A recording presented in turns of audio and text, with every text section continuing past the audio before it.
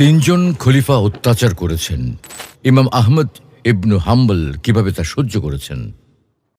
আসসালামু আলাইকুম ওয়া রাহমাতুল্লাহ। ইসলাম অ্যান্ড লাইফ হিস্ট্রি চ্যানেলের আজকের আয়োজনে আপনাদের সবাইকে স্বাগতম। প্রিয় দর্শক, ইমাম আহমদ ইবনে হাম্বল রহমতুল্লাহ আলাইহির জীবনী আলোচনার প্রথম পর্বে আমরা দেখেছি তিনি হলেন এক অমর নাম, অনন্য ইতিহাস। 4 ইমামের মধ্যে সর্বাধিক বৈচিত্র্যে ভরপুর জীবনের অধিকারী মহাপুরুষ। রাষ্ট্রীয় অন্যায়ের বিরুদ্ধে ছিলেন সোচ্চার, যার ফলে এই আপোষহীন মনীষীর উপর 3 জন খলিফার আমলে নেমে এসেছে নির্যাতনের স্টিম রোলার। কিন্তু তবু নির্যাতনের ভয়ে থেমে যায়নি তার ইলম অন্বেষণ, ইলম শিক্ষাদান এবং দিন চর্চার ফলগু ধারা। আজকে আমরা এইসব বিষয় নিয়ে আলোচনা করব ইনশাআল্লাহ।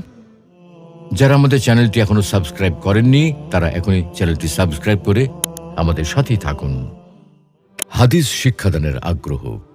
প্রিয় দর্শক, আহমেদ ইবনু হাম্বল রহমতুল্লাহ আলাইহি ছিলেন আজন্ম জ্ঞান সাধক। ইলম অন্বেষণে যেমন তার আগ্রহ ছিল, তেমনি ইলম শিক্ষাদানেও ছিলেন ভীষণ আগ্রহী। বাকি ইবনু মাখলাদ স্বয়ং বর্ণনা করেছেন, আমি দরজায় কড়া নাড়লাম, তিনি বাইরে এসে আমাকে দেখে পরিচয় জানতে চাইলেন।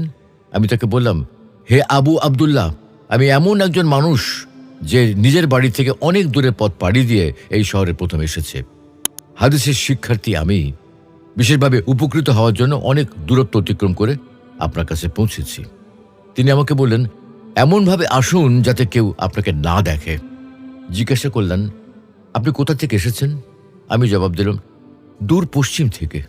তিনি জিজ্ঞাসা করেন, আফ্রিকা থেকে? আমি জবাবে বললাম, এর থেকেও বেশি। আফ্রিকা যেতে আমার সমুদ্র পার হতে হয়। আমি স্পেনের আন্দালুস থেকে এসেছি। তিনি বিস্মিত হয়ে বললেন, আপনার দেশ তো অনেক দূর। আপনার মতো ব্যক্তিকে হাদিস শিখিয়ে সহায়তা করা চাইতে আর কিছু আমার কাছে প্রিয় নয়। তবে আপনি নিশ্চয়ই আমার উপর থাকা রাষ্ট্রীয় নিষেধাজ্ঞাগুলির কথা শুনেছেন। বললাম, বাগদাদে এসে আমি এই ব্যাপারে শুনেছি, কিন্তু হে আবু আবদুল্লাহ, এই প্রথম আমি এখানে এসেছি। কেউই আমাকে চেনে না। তাই যদি আপনি অনুমতি দেন, আমি প্রতিদিন ভিক্ষুকের পোশাক পরে আসব এবং দরজা হাঁক দেব, যেমন তারা সাধারণ ডাক দেয়। যদি আপনি এই প্যাসেজে এসে আমার কাছে দিনে কেবল একটি হাদিস বর্ণনা করেন, তবে তাই আমার জন্য যথেষ্ট হবে। এই পরিকল্পনা তার বেশ পছন্দ হলো। তিনি জবাব দিলেন, আচ্ছা আচ্ছা, তবে এই শর্তে যে আপনি আসহাবুল হাদিসের অন্য কোনো হালাকা বা মজলিসে যেতে পারবেন না। আমি বললাম, যেমন আপনি চান। এরপর থেকে আমি আমার হাতে একটা লাঠি নিয়ে, মাথায় কাপড় জড়িয়ে, থলিতে কাগজ কালিয়ে রেখে তার দরজার কাছে এসে ভিক্ষুকের মতো ডাকাডাকি করতাম। তিনি এসে আমার কাছে 2-3টি হাদিস বর্ণনা করতেন এবং মাঝে মাঝে আরও বেশি বর্ণনাও করতেন। এই পদ্ধতিতে আমি প্রায় 300 হাদিস সংগ্রহ করেছিলাম। নিষেধাজ্ঞার শেষ অবধি এবং ইমাম আহমদ জনগণের মাঝে তার মর্যাদা ফিরে না পাওয়া পর্যন্ত আমি এই উপায়ে হাদিস শিখেছি। পরে যখনই আমি তার সমাবেশে যোগ দিতাম, তিনি আমাকে তার পাশেই রাখতেন এবং আসহাবুল হাদিসদের বলতেন, এই ব্যক্তি নিঃসন্দেহে হাদিসের ছাত্র হবার উপযুক্ত। ইমাম শাফির সাথে সম্পর্ক।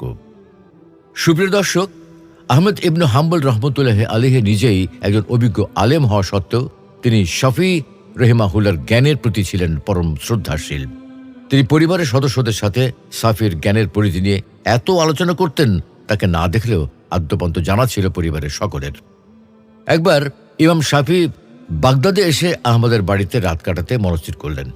তো ইমাম আহমদের কন্যা ভাবলেন, আমার বাবা যে তার পাণ্ডিত্য নিয়ে এত প্রশংসা করেন, দেখি তো তার মাঝে কি এমন বিশেষত্ব রয়েছে। মেয়েটি ইমাম শাফির সব কাজ গভীরভাবে পর্যবেক্ষণ করতে লাগলো। খাবার দেয়া হলো। শাফি কম খাওয়ার সুন্নাত পালন না করে তৃপ্তি সহকারে সব খাবার খেয়ে ফেলেন। ওজুর জন্য নির্ধারিত পানি ব্যবহার তো করলেনই না, রাতে তাহাজ্জুদও আদায় করলেন না। ফজরের সময় আজান দিলে অজু করা ছাড়াই নামাজ পড়ে নিলেন। মেয়েটি হতভম্ব হয়ে গেল। ইনি কি ইমাম শাফি, যার প্রশংসায় তার পিতা পঞ্চমুখ, সব সময় যার প্রশংসা করে থাকেন? দুশ্চিন্তাগ্রস্ত হয়ে বাবাকে গিয়ে সব কথা বললেন। চিন্তায় পড়ে গেলেন তিনিও। মেয়ের কৌতূহল মেটাতে ইমাম শাফির কাছে জিজ্ঞাসা করে ফেললেন, তিনি কেন এরূপ করেছেন? শাফি রহিমাহুল্লাহ বললেন, আসলে আমি জানি পুরো বাগদাদে তোমার বাড়িতে সবচেয়ে হালাল খাবার পাওয়া যাবে, তাই আমি পেট ভরে খেয়েছি।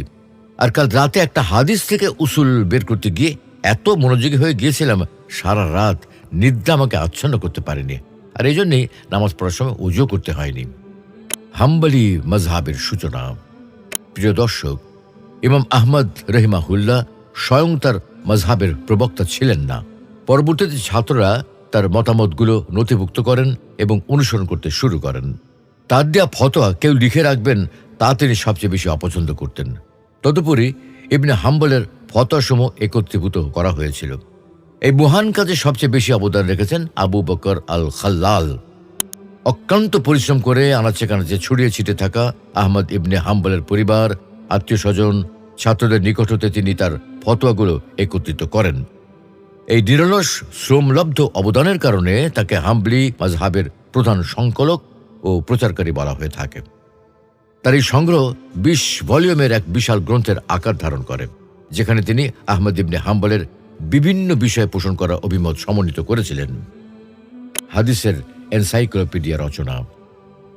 ইমাম আহমদ ছিলেন প্রথম হাদিস অন্বেষণকারী, যিনি কুফা, সিরিয়া, বসরা ও হিজাজ ইসলামী বিশ্বের জ্ঞানের প্রধান খনি হিসেবে পরিচিত এই 4 অঞ্চল থেকে হাদিস সংগ্রহ করেছেন।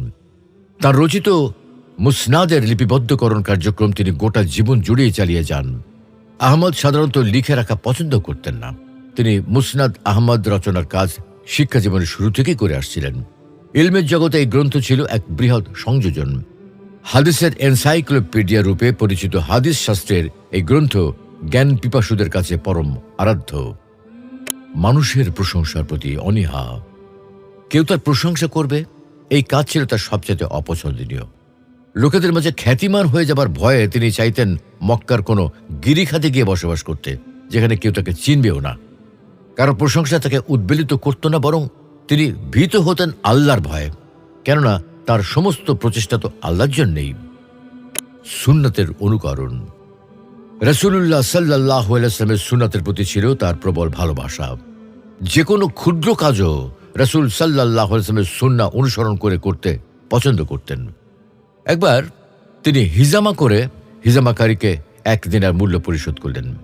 এই কাজের জন্য 1 দিনার দান করাটা ছিল কিন্তু বেশি, তবুও তিনি তা করেছিলেন রাসূল সাল্লাল্লাহু আলাইহি ওয়াসাল্লামের সুন্নাহ অনুকরণের জন্য। কারণ রাসূল সাল্লাল্লাহু আলাইহি ওয়াসাল্লাম একবার আবু তাইবাকে দিয়ে হিজামা করান, বিনিময়ে তাকে 1 দিনার সমপরিমাণ খেজুর দেন। তাই আহমদ রাহিমাহুল্লাহ হিজামার বিনিময় হিসেবে 1 দিনার মূল্য পরিশোধ করেন। ইব্রাহিম ইবনে ইসহাক আল হারবি রাসূল সাল্লাল্লাহু আলাইহি ওয়াসাল্লামের সুন্নাহ সংরক্ষণে অবদান রাখা মহান ব্যক্তিদের নাম উল্লেখ করতে গিয়ে বলেন, যে সকল ব্যক্তিত্ব যার যার সময়ে সুন্নাহ সংরক্ষণে বিশেষভাবে অবদান রেখেছেন তারা হলেন সাদ ইবনে মুসাইয়েব, সুফিয়ান আস-সাউরি এবং আহমদ ইবনে হাম্বল রহমতুল্লাহি আলাইহি। ফতোয়া প্রদানের বৈশিষ্ট্য নির্ধারণ। একজন ব্যক্তিকে মুফতি হবার জন্য বা ফতোয়া প্রদানের জন্য কি কি বৈশিষ্ট্য থাকা জরুরি তা ইমাম আহমদ বর্ণনা করে গেছেন। তিনি বলেন, একজন ব্যক্তি নিজেকে ফতোয়া দেবার জন্য যোগ্য হিসেবে গড়ে তুলতে পারবে না যতক্ষণ না তার মাঝে 5টি গুণাবলীর সম্মিলন ঘটে। 1, তার স্পষ্ট নেক অভিলাষ থাকতে হবে, যদি তা না হয় সে আলোর দেখা পাবে না। 2, তাকে জ্ঞান, ধৈর্য, ভাবগাম্ভীর্য, প্রশান্ত ভাবের অধিকারী হতে হবে। 3 হচ্ছে জ্ঞানার্জনের পথে অটল থেকে পোক্তরূপে জ্ঞান অর্জন করতে হবে। 4, কারো প্রতি নির্ভরশীল হওয়া চলবে না, বরং স্বাধীন চেতা মনোভাব পোষণ করতে হবে। এবং 5, অবশ্যই তাকে সবার মাঝে গ্রহণযোগ্য হতে হবে।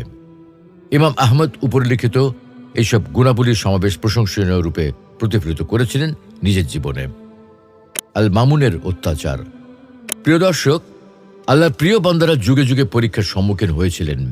ইমাম আহমদের জীবনেও এসেছিল এমন এক পরীক্ষা যা আল্লাহর কাছে, দুনিয়ার মানুষের কাছে তার সম্মান মর্যাদা অনেক বেশি বৃদ্ধি করেছিল। সময়টা ছিল আব্বাসী খলিফা আল মামুনের শাসনকাল। উমাইয়া খেলাফতকালে উদ্ভূত হওয়া এক ভ্রান্ত মতবাদ আবার মাথাচাড়া দিয়ে উঠল।